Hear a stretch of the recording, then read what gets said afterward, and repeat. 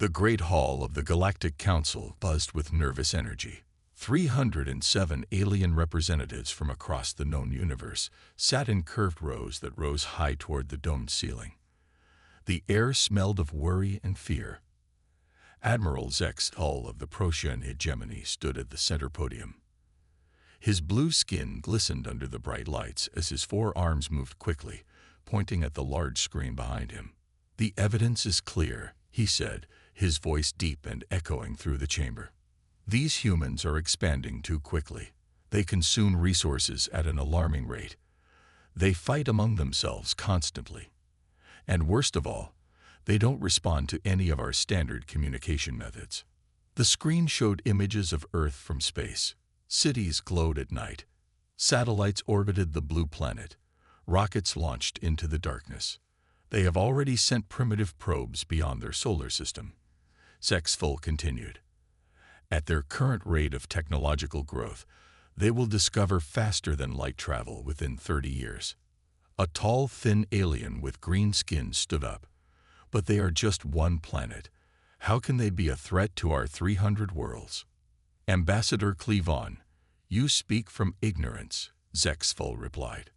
"Our studies show humans adapt faster than any species we have ever encountered. They went from basic flight to landing on their moon in just 66 years. Their computational technology doubles in power every few Earth years."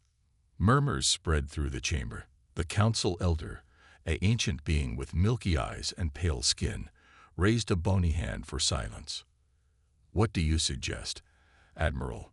the elder asked. "We must act now, while they are still contained to their solar system," Zexful said firmly. "I propose we declare war immediately and eliminate the threat before it grows beyond our control." The chamber erupted in shouts. Some called for peace. Others demanded immediate action. The elder banged a crystal staff against the floor, and silence fell once more. "We will vote," the elder announced. "Those in favor of war with the humans, raise your hands." Slowly, hands, tentacles, and appendages of all kinds rose into the air. The elder counted silently, then nodded. "It is unanimous," the elder declared. "The Galactic Council officially declares war on the species known as humans, effective immediately." 20 light-years away, Jack Harris cursed under his breath as he lay on his back beneath a kitchen sink. Water dripped onto his face as he struggled with a rusted pipe. "Come on, you stupid thing," he muttered, straining with a wrench. The radio on the kitchen counter played quietly. And that was Summer Nights by Glenn Morrison. "It's 72 degrees in Indianapolis today, folks, with a slight chance of evening showers." Now for the traffic update. The pipe finally gave way with a groan. Jack smiled and wiped sweat from his forehead. "Mrs. Peterson," he called out, "I think I found your problem." An elderly woman shuffled into the kitchen. "Oh, thank goodness. My daughter is coming for dinner tonight, and I need to be able to use the sink." Jack nodded and grabbed a replacement pipe from his toolbox. "Don't worry, I'll have this fixed in 15 minutes, tops."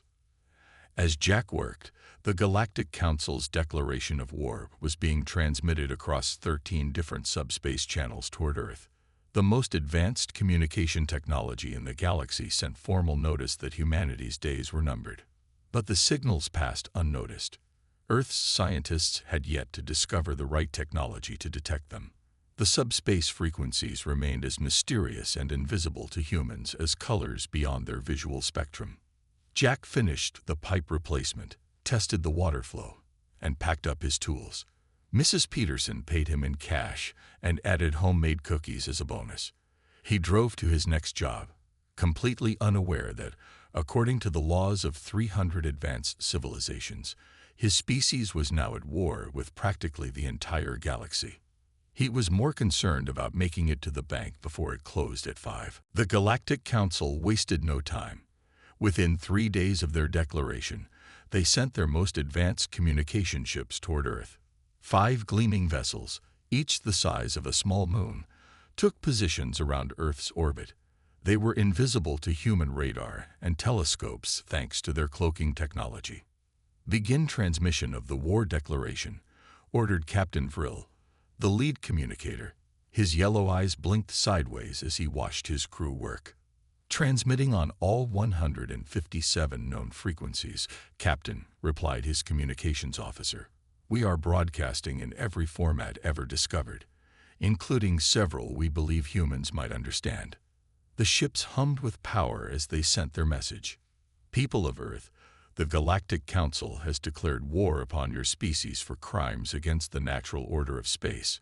Surrender immediately or face extinction." They repeated this message for 72 straight hours. Susan Miller yawned and rubbed her tired eyes. The night shift at the Arecibo Radio Telescope facility in Puerto Rico was always long, but tonight seemed endless. She sipped her cold coffee and checked the readings on her computer screen again. "That's odd," she muttered. Her colleague, Alan Wright, looked up from his own screen. "What's up?" "I'm picking up some weird signals on multiple bands," Susan said, pointing to the spikes on her display. "They'd been coming in steady for the past few nights. Not like anything I've seen before." Alan walked over, carrying his own coffee mug. "Let me see." As he leaned over to look at Susan's screen, his elbow bumped her desk. Coffee spilled across the keyboard, causing the screen to flicker. "Alan," Susan jumped back to avoid the spreading liquid. "I'm so sorry." Alan grabbed tissues from a nearby box and tried to mop up the mess. "Did I ruin anything?" Susan sighed as she helped clean up. "The keyboard's probably shot. I'll have to fill out requisition forms for a new one." After they cleaned up as best they could, Susan looked at the now garbled readings. "Great. Now I'll have to reboot the system." "Were those signals important?" Alan asked, looking guilty. Susan shrugged. "Probably just equipment glitches or some new satellite interference. I'll file it in the Interesting Anomalies folder and maybe check it out when we get that new grant money next quarter." She wrote a quick note in the daily log. "Unusual signals detected on multiple frequencies. Possible equipment malfunction after coffee incident. We'll revisit when resources permit." In space, Captain Vril was becoming frustrated. 3 full days of broadcasting and no response, he reported to Admiral Zexful via hologram. "Not even a simple acknowledgement of our declaration." The Admiral's blue face looked troubled. "This confirms our fears. They are either incredibly primitive or dangerously advanced." "Which do you believe, Admiral?" "I think they are primitive but unpredictable. Our studies show they still used fossil fuels and have frequent territorial disputes among themselves. Yet they have split the atom and sent machines beyond their solar system." The Admiral paused. "Perhaps they cannot detect our communications. What shall we do next?" asked Captain Vril. "We must escalate," the Admiral decided. "The Council has authorized limited military action. Target what appears to be their communication satellites. If we disrupt their global information flow, perhaps they will notice us." Captain Vril bowed his head. "It shall be done." That evening, in Omaha, Nebraska, Billy Watson settled into his recliner with a beer and a bowl of chips. The football game was about to start, and he had $20 riding on the outcome with his brother-in-law. He pressed the power button on his remote. The TV screen remained black. "What the heck?" he muttered, pressing buttons randomly. Still nothing. With a groan, he picked up his phone and dialed customer service. After 10 minutes of waiting music, a friendly voice answered. "Satellite TV services. This is Linda speaking. How can I help you today?" "My TV isn't working," Billy said. "The game's about to start." "I'm sorry for the inconvenience, sir," Linda replied. "We're experiencing some service disruptions across the Midwest due to unusual solar flare activity. Our technicians are working on it." "Solar flares? Come on. I understand your frustration, sir. As compensation, I can offer you 3 months of premium channels at no additional cost." Billy sighed. "Fine. How long before it's fixed?" "Hopefully within a few hours. Is there anything else I can help you with today? In orbit above Earth, the Galactic Fleet had just destroyed 17 communication satellites, the first act of war against humanity. And still, no one had noticed. Admiral Zexthul paced the command deck of his flagship. His forearms were clasped behind his back, and his blue skin had darkened with stress. The view screen showed Earth, spinning peacefully below them. "This makes no sense," he muttered. "We destroyed 17 of their satellites. How have they not responded?" His second-in-command, Sub-Admiral Grell, approached cautiously. "Sir, our intelligence teams have finished their analysis." "And?" Zexthul demanded. "It appears we only destroyed commercial communication satellites. The humans have simply rerouted their signals through remaining networks. They believe it was a natural event." Zexthul slammed all four fists onto the control panel. "Impossible. No species can be this oblivious to an act of war." "There is more, sir," Grell continued. "Our scans show no sign of a planetary defense grid or orbital weapons platforms." "That cannot be correct," Zexthul said. "All spacefaring races develop defensive systems before expanding beyond their homeworlds." "The humans appear to be different," Grell suggested. "They have thousands of satellites, but most simply observe their own planet, relay communications, or track weather patterns." Zexthul narrowed his eyes. "Perhaps this is their strategy. They pretend to be primitive while hiding their true capabilities." He thought for a moment.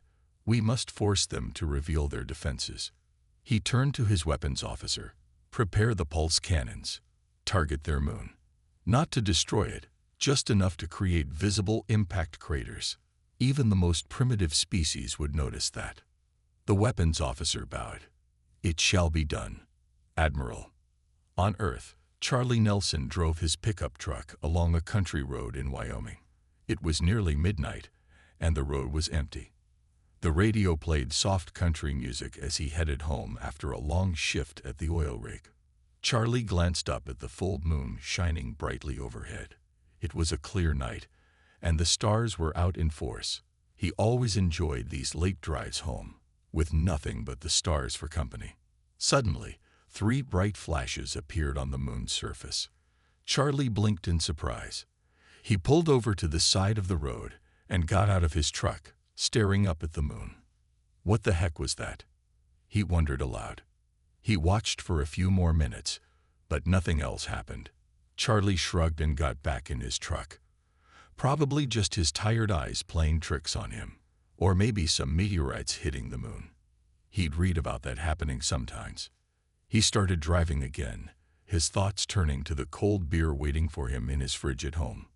In space, Admiral Zexthul watched with growing frustration as the dust settled on the moon, revealing 3 new craters. "Surely they must have seen that," he said. "Have they issued any statements? Launched fighter craft? Anything?" "Nothing, Admiral," Sub-Admiral Grell reported. "We are monitoring all their communications channels. Some individual humans observe the impacts, but most are attributing it to natural phenomena." "This is madness," Zexthul muttered. "The Council will not be pleased." "Sir," Grell suggested, "perhaps we should consider a more direct approach. Our stealth shuttles could land on the planet and capture human specimens for study." Zexthul considered this. "Yes, we must understand why they ignore our attacks. Prepare 3 shuttle teams. I want humans from different regions for comparison." 3 small craft departed from the flagship, each heading to a different continent on Earth. In Washington, D.C., General Harold Foster was awakened by a phone call at 3 a.m. "General, sorry to wake you," said the voice of Major Patricia Dawson. "But NASA is reporting unusual impact events on the lunar surface approximately 2 hours ago." Foster sat up, immediately alert. "Natural or artificial?" "They're not sure, sir. The timing and patterns suggest they might be artificial, but there's no evidence of any launch from Earth that could have caused them." "Any unusual readings from our space monitoring stations?" "Nothing concrete, sir. Some anomalous data from our deep space radar. but nothing conclusive. Foster sighed. Keep monitoring the situation. Have NASA prepare a detailed report by morning. And check with the Russians and Chinese. See if they have any information they're willing to share. Yes, sir. Foster hung up and lay back down. Probably just another false alarm. Still, something about this felt different. If it wasn't natural, and wasn't human-caused, then what could it be? He decided he'd worry about it in the morning. The moon had been there for billions of years. It could handle a few new craters. The Galactic Council chamber was in chaos. Representatives shouted over each other as Admiral Zex Thol stood at the center, his blue skin now pale with stress. Silence, commanded the elder, banging the crystal staff 3 times. The noise slowly died down. Admiral, explain how humans have resisted our military efforts for a full Earth week. Zex Thol swallowed nervously. They haven't exactly resisted, Elder. They simply haven't noticed.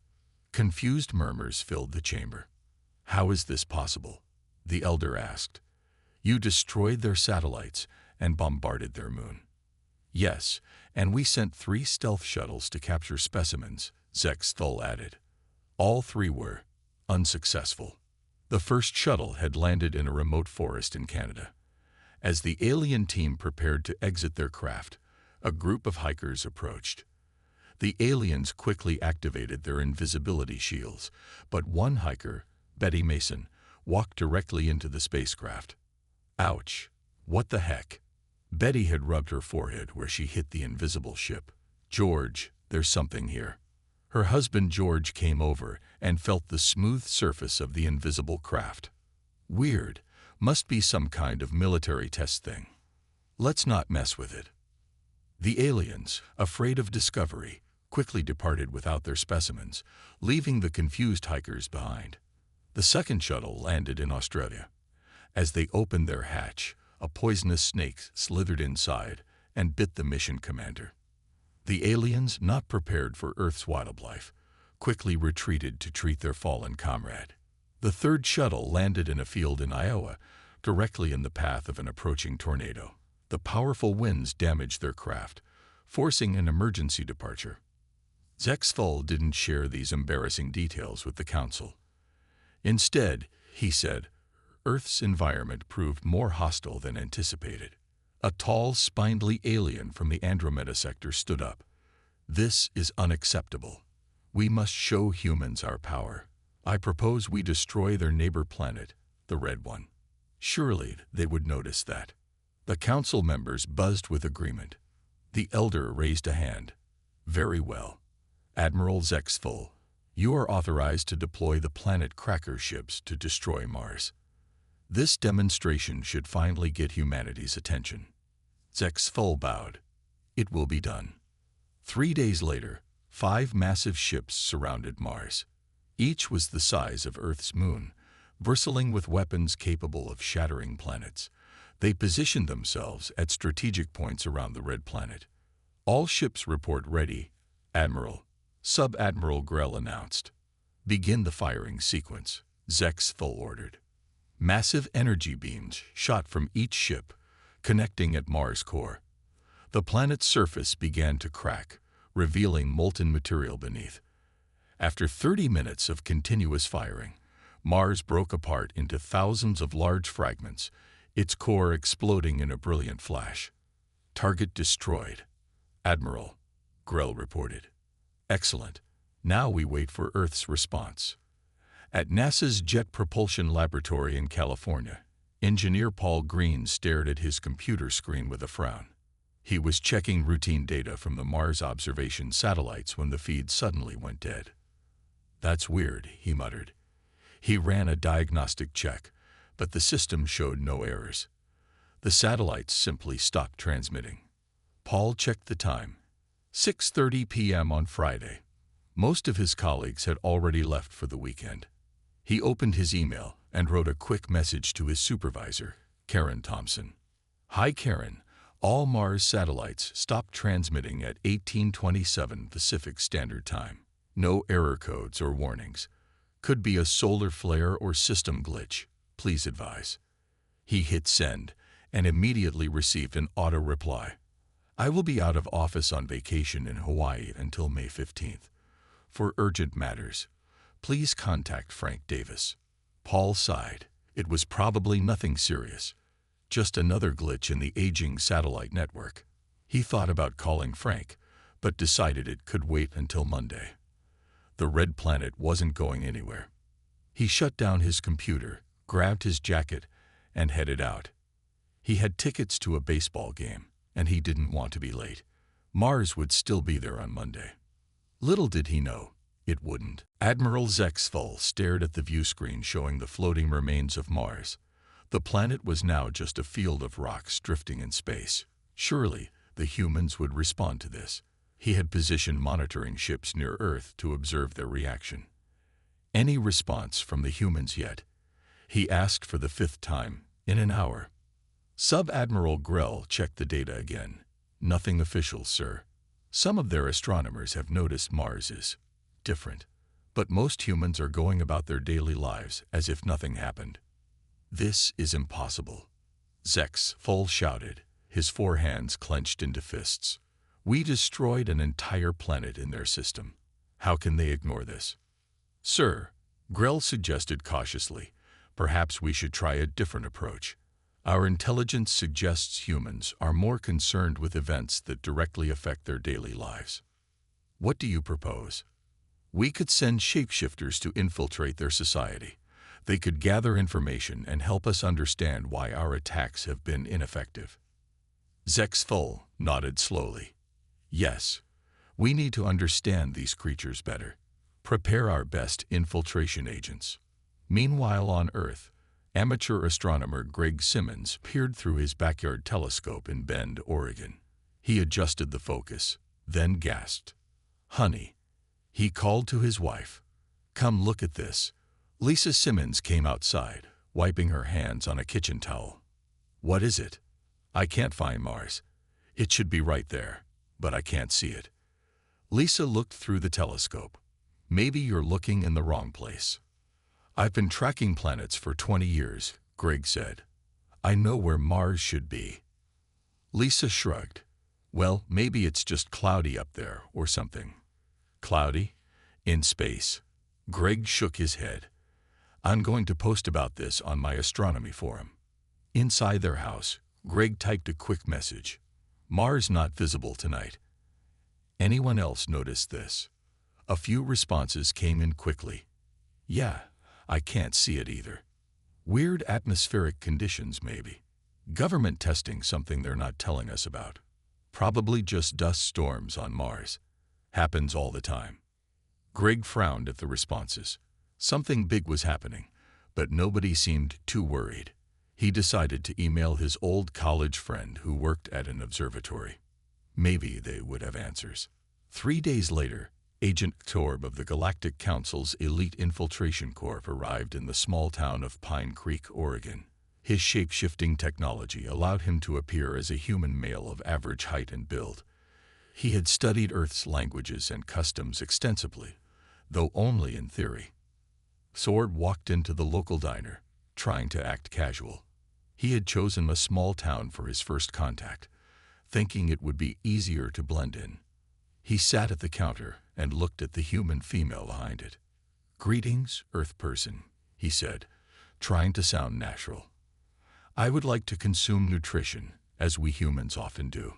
Diane Scott, the diner owner, looked at the strange man and smiled. She was used to all types coming through their town, especially with the tourist season starting. Well, hello there yourself, honey, she said cheerfully. You're not from around here, are you? That accent sounds European or something. Torb quickly adjusted his approach. Yes, I am. From Europe. I am touring your American nation. Well, welcome to Pine Creek. What can I get you? The apple pie is fresh today. I will have this. Apple pie. Sorb said. As Diane served him, a group of men at a nearby table cheered loudly. They were watching a sports game on a small television. What is happening there? Sorb asked, seeing an opportunity to gather intelligence about Earth's defense systems.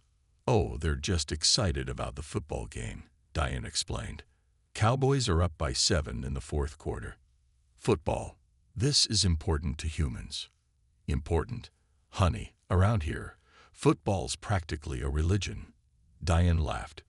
You really aren't from around here, are you? Sword took notes mentally.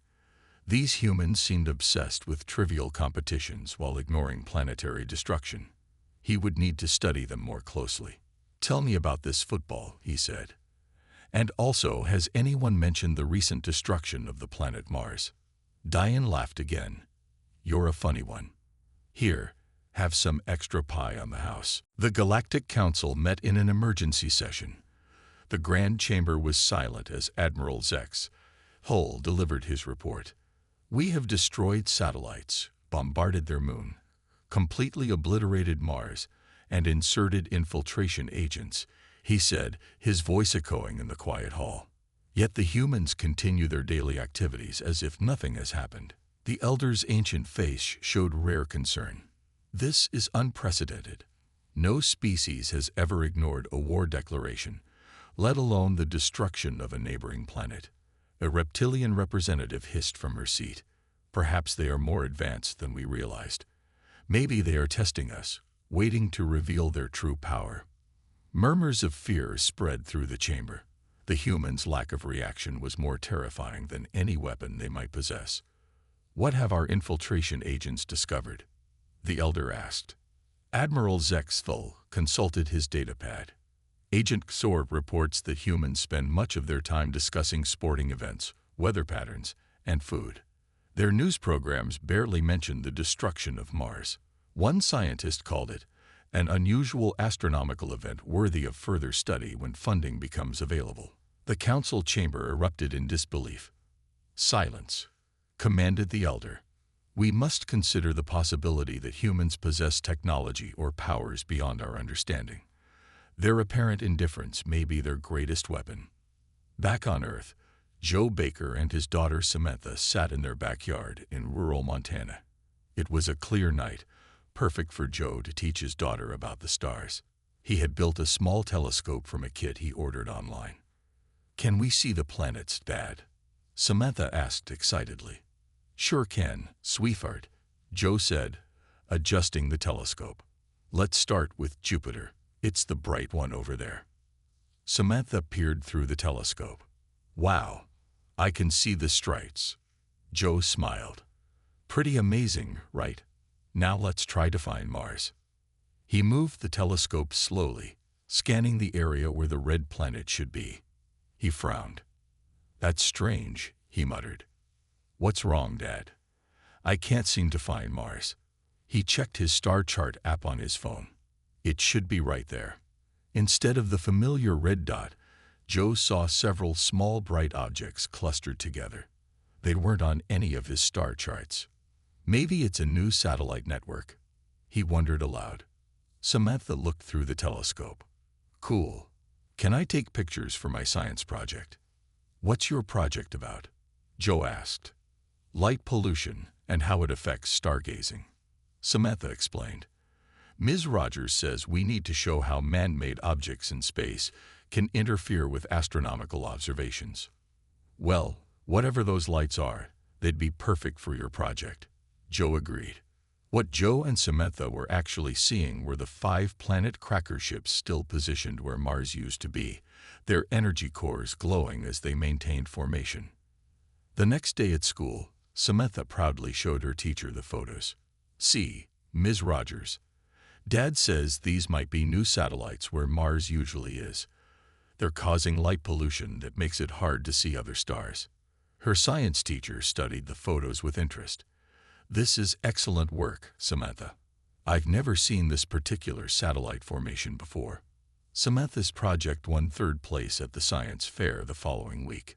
Her display board featured the photos of the alien warships with the title, How Man-Made Objects Block Our View of the Stars. In space, Agent Xorb was sending his latest report to Admiral Zex Hull. Humans continue to ignore our presence. A child photographed our planet cracker fleet and received a minor academic award for classifying them as satellites, Recommend immediate escalation to Phase 7. Admiral Zex Thull read the report with disbelief. Phase 7 was the Galactic Council's most extreme military action. Direct invasion of a planet's surface with visible forces. He looked at the blue-green planet on his view screen. What manner of beings could be so oblivious to galactic warfare? Or were they simply pretending, waiting for the right moment to reveal their true power? For the first time in his military career, Admiral Zex Thull felt fear. Mary Collins yawned as she adjusted the settings on the radio telescope. It was 2 a.m., and the small research facility in New Mexico was quiet.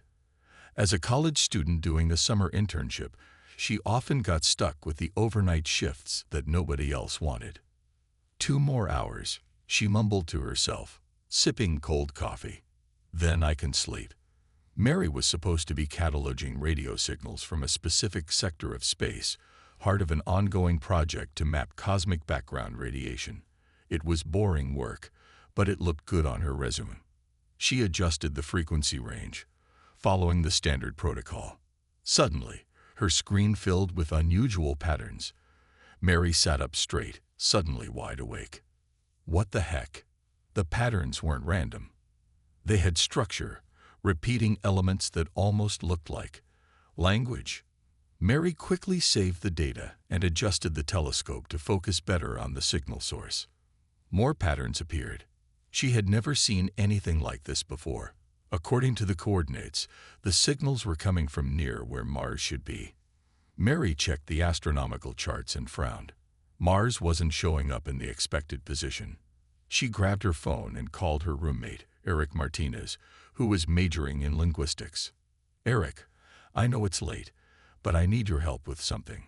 30 minutes later, Eric arrived at the facility, his hair messy and eyes half closed from being woken up. This better be good, he grumbled. Mary showed him the patterns. I think these might be some kind of communication signals. They don't match any known human broadcast formats. Eric studied the screen, becoming more alert as he recognized patterns. These do look like language structures. See how certain elements repeat in specific positions. That's common in many forms of communication. They work through the night, recording more signals and trying to identify patterns. By morning, they had collected enough data to be certain. These were artificial signals, using complex mathematical sequences as a foundation. We need to tell someone about this, Mary said. Like who? Eric asked. If we go around saying we found alien signals, people will think we're crazy. Professor Garcia, Mary decided. She teaches xenolinguistics. If anyone would take this seriously, it's her. Later that day, they sat in Professor Helen Garcia's office, nervously waiting as she reviewed their data. You recorded these last night? She asked, looking up from her computer. Yes, Mary nodded. From the direction where Mars should be. Interesting timing, Professor Garcia said. There's been some confusion in the astronomy community lately. Several observatories have reported they can't locate Mars. Can't locate it? Eric asked. How do you lose a planet? Professor Garcia shrugged. There are theories about unusual dust clouds or solar interference. But your signals, she pointed to the screen. These are definitely structured. Almost like someone is trying to talk to us, Mary suggested. Possibly. Professor Garcia studied the patterns more closely. There's something familiar about the mathematical sequence. It's like they're using universal constants as a foundation for communication. She turned to Mary and Eric with a serious expression. I have a friend at SETI who needs to see this, and I know someone at NASA too. Professor Garcia made several phone calls. With each call, her voice became more urgent. By the end of the afternoon, a team of government scientists was on the way to the small research facility. What's happening? Mary asked, watching Professor Garcia pace nervously. I'm not entirely sure, she admitted. But after I sent your data to my NASA contact, I got a call from someone at the Pentagon. They're sending people immediately. The Pentagon. Eric's eyes widened. Like Military people. Professor Garcia nodded slowly. Apparently, your discovery corresponds with some other unusual events they've been tracking. They're treating this as a matter of national security. Mary looked at the patterns on her screen again. Do you think, could these really be signals from something not human? I think, Professor Garcia said carefully, that we might be about to make history. 1 week after Mary's discovery, a hastily assembled team of Earth's top scientists, military leaders, and diplomats gathered at a secret facility in Nevada. The room buzzed with nervous energy as they prepared for humanity's first official contact with an alien civilization. Dr. William Jones, a soft-spoken diplomat who specialized in conflict resolution, had been chosen to lead the team. He stood at the front of the room, reviewing the communication system they had developed based on Mary's findings. Are we ready? He asked the technical team. A young scientist nodded. We can broadcast on their frequencies now. We've prepared the mathematical response sequence you approved. Dr. Jones took a deep breath. Let's make history. They sent the message, a series of prime numbers followed by basic atomic structures found throughout the universe, ending with a simple greeting translated into the mathematical language they had decoded. In orbit around Earth, Admiral Zex Full was preparing for the Phase 7 invasion when the message arrived. He stared at the screen in shock. They responded, he whispered. After weeks of destruction and chaos, the humans had finally acknowledged the Galactic Council's existence. Should we proceed with the invasion, Admiral? Sub-Admiral Grell asked. No, Zex Full decided. Inform the Council immediately. We will respond to their message. Within hours, a communication channel was established. Through careful exchanges of mathematical concepts that gradually built into more complex ideas, the two species began to understand each other. Dr. Jones sat across from a screen showing Admiral Zex Full's blue four-armed form. A team of linguists and scientists helped translate their conversation. Let me confirm our understanding, Dr. Jones said carefully. Your Galactic Council declared war on Earth 3 weeks ago. Yes, Zex Full replied. We sent formal declarations through 13 subspace channels. We destroyed your satellites, bombarded your moon, and eliminated the planet Mars as a show of power. The human team exchanged glances of disbelief. And you did all this, Dr. Jones continued, because you believed we were expanding too quickly into space and might threaten the galactic order. Correct. Dr. Jones took off his glasses and rubbed his eyes. Admiral, I must inform you that until last week, we were completely unaware of your existence, let alone your declaration of war. It was Zex Full's turn to show shock. Impossible. How could you not notice the destruction of a planet in your own system? A NASA scientist stepped forward. We noticed something had happened to Mars, but our technology isn't advanced enough to determine exactly what. Most people thought it was just some kind of astronomical anomaly. Your powerful subspace communications, another scientist added, operate on frequencies we can't detect with our current technology. It's like trying to watch television with a radio. Understanding dawned on Admiral Zex Full's face. You truly didn't know we were at war with you. Not a clue, Dr. Jones said with a small smile. The discovery led to an emergency session of the Galactic Council, with Dr. Jones and his team invited to attend via hologram. The elder listened to both sides before speaking. In all our history, the elder said, we have never encountered a species that waged war so ineffectively, or one that ignored war so completely. The chamber filled with nervous laughter from both humans and aliens. Perhaps, the elder continued, this suggests we should be talking rather than fighting. The war is hereby ended, and we invite Earth to send permanent representatives to the Council. 1 month later, Jack Harris, the plumber from Indianapolis, sat in his living room reading the news on his tablet. The headline read, Earth joins Galactic Cow and CL after Braif won Sci-Fi War, nobody noticed. Jack shook his head in amazement. Aliens were real, Mars was gone, and apparently Earth had been at war without anyone knowing it. It was a lot to take in. His phone rang. A customer with a leaky faucet needed help right away. Jack put down the tablet and grabbed his toolbox. Aliens or not, toilets still needed fixing. Life, somehow, went on exactly as before.